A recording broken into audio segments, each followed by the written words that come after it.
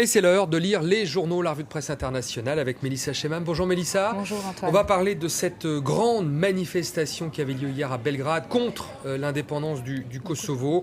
On va commencer par la lecture des journaux serbes. Les journaux serbes, Blic titre « La Serbie ne cédera jamais, le Kosovo, peu en importe le prix ».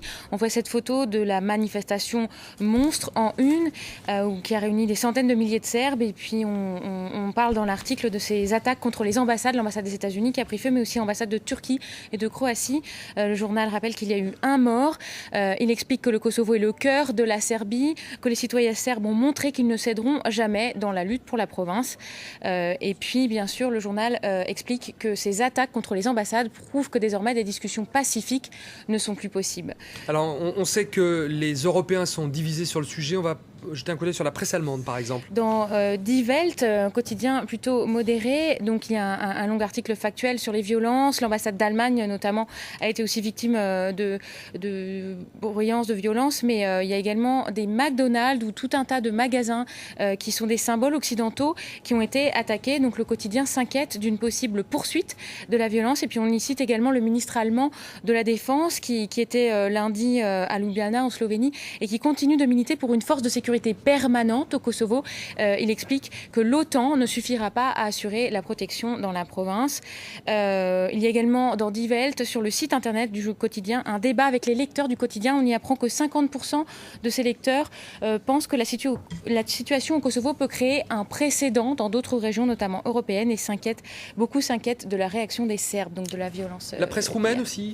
La presse roumaine, alors c'est important parce que les deux pays, la Serbie et la Roumanie, sont assez proches. Boris Tadic, le président fraîchement réélu de Serbie, était auprès de son homologue Traian Băsescu.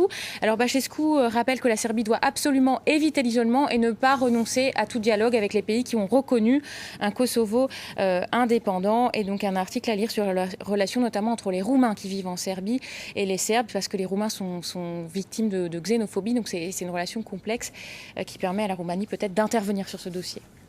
On va revenir, et c'est le Figaro qui le fait, sur cette grande opération policière en banlieue parisienne après les émeutes du mois de novembre à Villiers-le-Bel. Villiers-le-Bel, oui, c'est cette ville qui s'était embrasée fin novembre à la suite d'un incident. Donc, deux jeunes sur une mini-moto étaient rentrés dans une voiture de police. Et juste après, donc, de nombreux habitants des cités s'étaient enflammés contre la police. Alors, le Figaro révèle que pendant cette enquête, des personnes ont été arrêtées lundi, et notamment ce qu'on appelle un grand frère. Qu'est-ce qu'un grand frère, Antoine?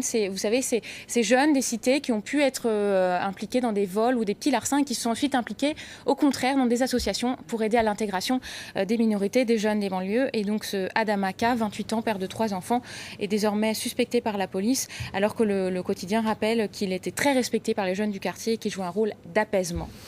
Et puis on va parler des Oscars. La fin de la grève des scénaristes permet à la cérémonie de se tenir. C'est dimanche à Hollywood et tout le monde en parle dans la presse américaine. Une touche glamour, c'est à la une de USA Today, le quotidien le plus lu des États-Unis. Un article intéressant à lire sur qui pourrait gagner. Une théorie, ce serait l'anti-héros qui risquerait de se distinguer des films comme No Country for Old Men, des frères Cohen avec Javier Bardem, donc cette espèce de machine à tuer qu'incarne Javier Bardem. Et puis une autre théorie dans le Los Angeles Times.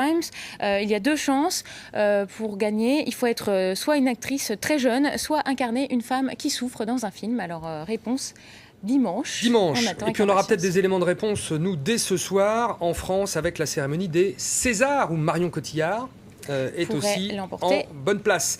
Merci Mélissa, c'est la fin de cette revue de presse. D'autres infos sur France 24.